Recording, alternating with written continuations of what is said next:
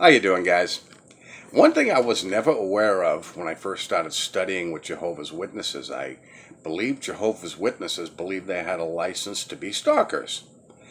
It was funny, the blood-sucking parasite that gave me my initial Bible study, apparently when I started studying was under the impression he now had jurisdiction over my life. Let me explain this maggot, this lowlife to you. He was the epitome of Watchtower, and obviously I don't mean that in a positive way. He was a very smothering, overbearing control freak. And you know, the funny thing is, this should have given me a warning right then and there, because this is exactly what this organization was. Fortunately, I overlooked it. The first 15 minutes I met this guy, I knew his whole story. What got back to me actually from the elders shortly after I started studying whatever it was he thought I represented, he was very threatened by. Apparently he saw the need to outdo whatever he thought I was. See, this guy wanted to come across as a badass. He actually wasn't, but he was more like Barney Rubble with a bad attitude. But he always felt the need of having to outdo me. I wasn't viewing this as any kind of contest, but apparently he was. And the thing was, I also didn't reveal things that didn't need to be revealed, which he apparently had a problem with. I think it was about 3 months or so after I started the study. Mind you, this guy had to be around me all the time, parade me around like a trophy. My guess was the reason he wanted to come across as such a badass was that he didn't amount to a hill of monkey spit before he came into the organization, and he had to be a badass, which is actually pretty easy to do in a Kingdom Hall.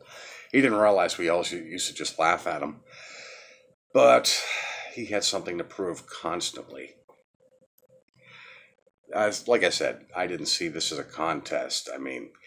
But apparently he was very threatened. He spent the majority of that first year always trying to bust me on something, and that he actually gave away on his own.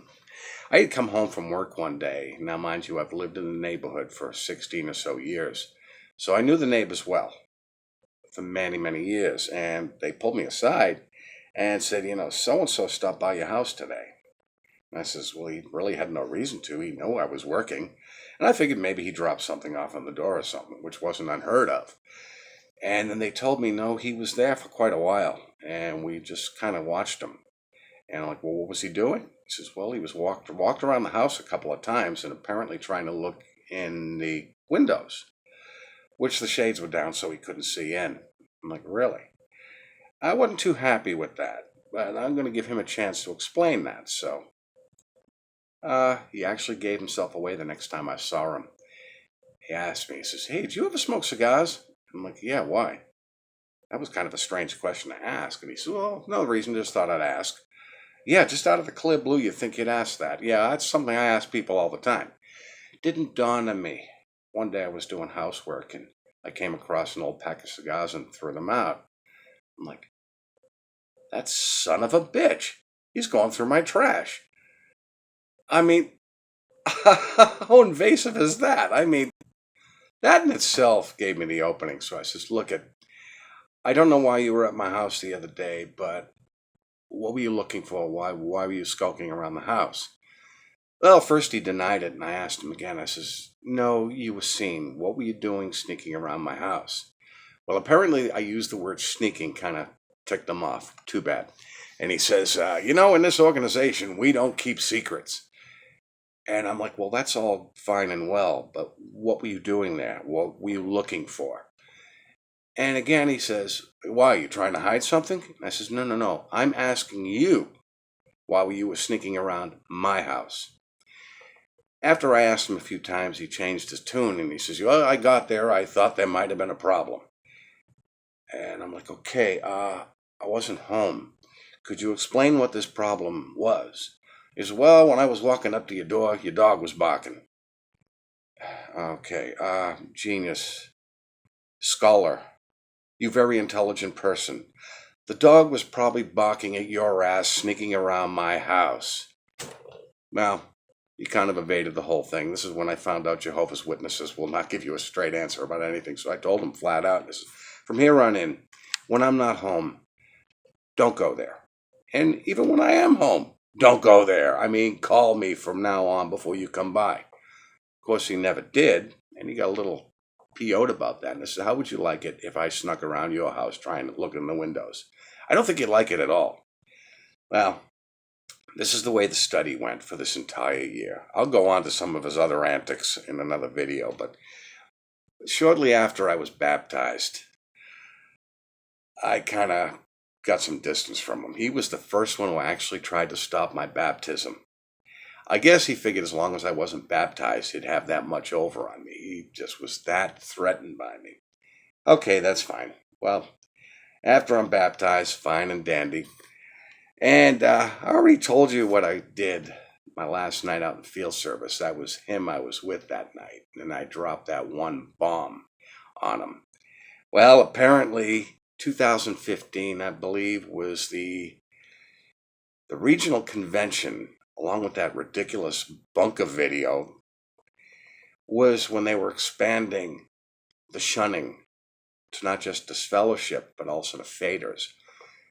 The elders could really get no information out of me. They knew there was some sort of issues, but they couldn't get anything out of me. And I think I mentioned in a previous video, matter of fact, yes, I did, about how elders will now send somebody in the rank and file to buddy up with you just to get some information. Whether they actually sent him or he volunteered to do it, I don't know, but it all came down to the same thing anyways. I pretty much knew what he was going to do. He thought he knew me that well that he could get some dirt out of me and didn't realize that I'm done regardless. Well, I'm sitting outside my house one day and he shows up.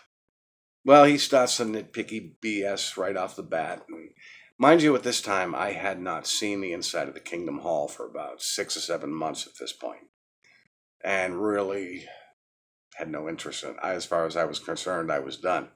So he sits his ass down, not even invited, but sits his ass down, and he says, I want to know what the problem is and why you're not going to the meetings. Okay. I figure, you know something? This is the opening I need. This, and I'm going to take it. Yeah, I figured, since I did drop the bomb on him a few months earlier out in field service, that's the route I'm going to go. So I said to him, you know something? I don't like an organization that protects and hides pedophiles. Well, he knew where I was getting at. And I says, there are thousands of pedophiles in this organization. And he says, and he gave me the famous cop-out answer that really, Jehovah's Witnesses, do not use this answer because it makes you look like assholes. He says to me, oh, you know, that goes on in every religion. And I looked at him. And I literally said to him, I guess it's okay since it goes on everywhere. And I says, no. You don't understand. They're being hidden. The current policies are keeping them protected. They do nothing to protect kids in this organization. Now what he does is he blindly defends the organization. Oh, they protect kids. Really? Tell me, how do they do that? Well, you know, I don't know, but they do. Well, you know, at this point, I'm thinking, you know something? He's not going to be able to handle this on his own because I kind of figured he's going to be going back and forth to the elders to know what to say. Thing is, to talk over this guy's head was not very difficult. I studied with him for a year before I was baptized.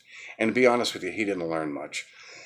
But like I said, this guy's intelligence was very limited. He could not think for himself. See, that was the one difference between he and I. He gave up two things that I didn't. His brain and his balls, because he had none.